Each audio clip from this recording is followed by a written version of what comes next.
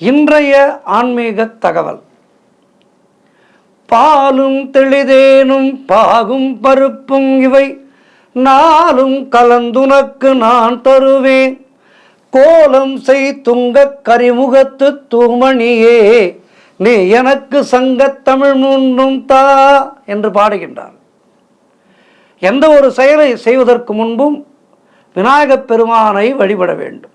முழுமுதற் கடவுள் விநாயகரை வழிபட்டுத்தான் அடுத்த வேலையை நாம் தொடங்க வேண்டும். எந்த ஒரு பூஜை செய்தாலும் அதிலே முதலாவதாக நாம் செய்வது கணபதி பூஜை.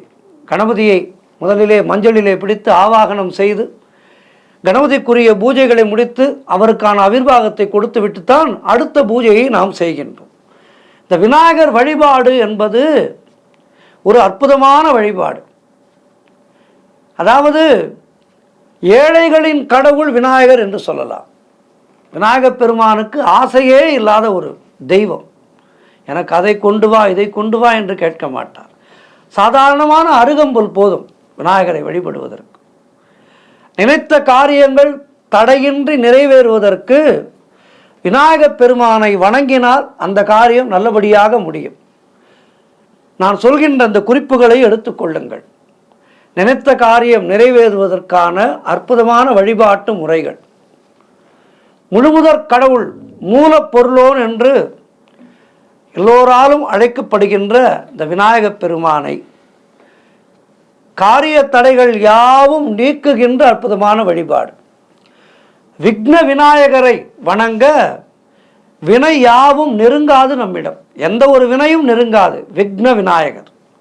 அப்படி எல்லோராலும் போற்றப்படுகின்ற விக்ன விநாயகரை மனதார வழிபட்டாலே நம்முடைய துன்பங்கள் எல்லாம் தீர்ந்து போய் பல நன்மைகள் வந்து சேரும். அதேபோல் நாம் மேற்கொள்கின்ற காரியங்களிலே வெற்றி பெறவும் தடைகள் நீங்கவும் விநாயகப் பெருமானை மனமாற வணங்கி அவருக்கு ஒரு பூஜையை செய்துவிட்டு அவருடைய ஆலயத்துக்கு சென்று ஒரு அர்ச்சனை செய்துவிட்டு அந்த காரியத்தை தொடங்கினால் நாம் நம்முடைய செயல்களிலே இருக்கின்ற தடைகள் எல்லாம் உடைபட்டுவிடும்.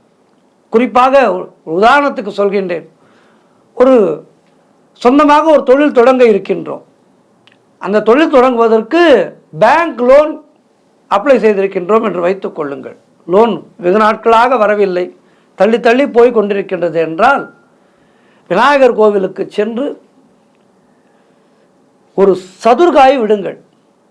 விட்டுவிட்டு இருக்கின்ற இந்த தடையெல்லாம் விலக வேண்டும் விநாயகா என வேண்டிக் கொண்டு தொடர்ந்து அந்த செயலை செய்யுங்கள்.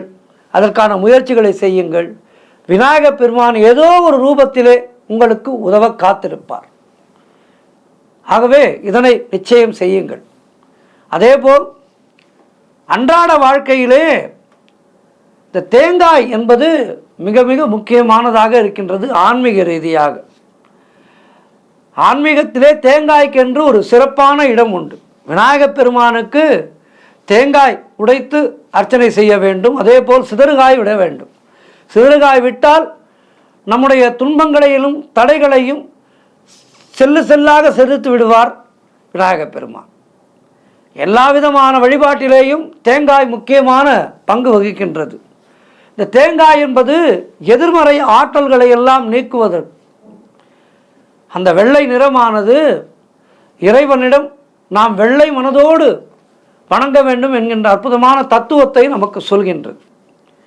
ஆகவே விநாயகப் பெருமானை வழிபடும் போது தேங்காய் உடைத்து நாம் வழிபாடு செய்கின்றோம்.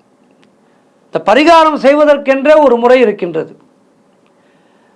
இப்போது சொல்கின்ற அந்த பரிகாரத்தை நினைத்த காரியங்கள் தடைகள் அது நினைத்த காரியங்களிலே ஏற்படுகின்ற தடைகள் விலகுவதற்கு புதன்கிழமை அன்று செய்ய வேண்டும். புதன்கிழமைகளிலே இந்த தேங்காய் வழிபாட்டை செய்ய அது நமக்கு நல்ல ஒரு பலனை பெற்றுத்தரும்.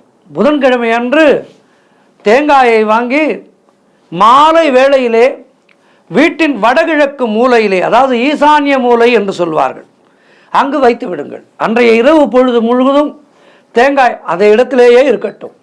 மறுநாள், அதாவது வியாழக்கிழமை, குருவாரம் என்று சொல்லப்படுகின்ற வியாழக்கிழமை அன்று காலையிலே எழுந்து குளித்துவிட்டு வீட்டினுடைய பூஜை அறையிலே நன்கு சுத்தம் செய்து விளக்கேற்றி விநாயகப் பெருமானை நன்கு வணங்கிக் கொள்ளுங்கள். பிறகு அந்த தேங்காயை எடுத்துக்கொண்டு அருகிலே இருக்கின்ற விநாயகர் ஆலயத்துக்கு சென்று அங்கு விநாயகருக்கு முன்பாக அந்த தேங்காயை வைத்துவிட்டு நமக்கு எந்த காரியம் தடைபட்டு இருக்கின்றதோ அந்த காரியமானது எந்த விதமான தடையும் இன்றி நிறைவேற வேண்டும் என்று மனதார வேண்டிக் கொள்ளுங்கள். அதன் பிறகு விநாயகப் பெருமானை 3 முறை வலம் வந்து அந்த தேங்காயை எடுத்து சிதறு தேங்காயாக உடைத்துவிட்டு வர வேண்டும். இந்த பரிகாரத்தை செய்வதன் மூலமாக நமக்கு ஏற்படுகின்ற தடைகள், தாமதங்கள், ஒரு வீட்டிலே திருமணத்துக்கு பெண் இருப்பார்கள், வரன் கிடைக்காமல் திண்டாடுவார்கள். ஏதோ ஒரு காரணத்தினாலே வருகின்ற வரன்கள் எல்லாம் தட்டி தட்டி போகும். அதேபோல் நன்கு படித்திருப்பார், ஆனால் வேலை கிடைக்காது. சொந்த தொழில் கடுமையாக உழைத்து செய்வார், ஆனால் லாபம் வராது. இப்படி நமக்கு ஏதோ ஒரு விதத்திலே எத்தனையோ இடையூறுகள் ஏற்படலாம். இந்த இடையூறுகளை எல்லாம் செல்லாக சிதைப்பது இந்த தேங்காய் வழிபாடு. ஆகவே இந்த தேங்காய் வழிபாட்டை செய்து விநாயகப் பெருமானை வணங்கி வாழ்விலே எல்லா வளமும் நலமும் பெறுவோம். ஓம் விக்னேஸ்வராய நமக. ஓம் விக்னேஸ்வராய நமக. ஓம் விக்னேஸ்வராய நமக. நன்றி, வணக்கம்.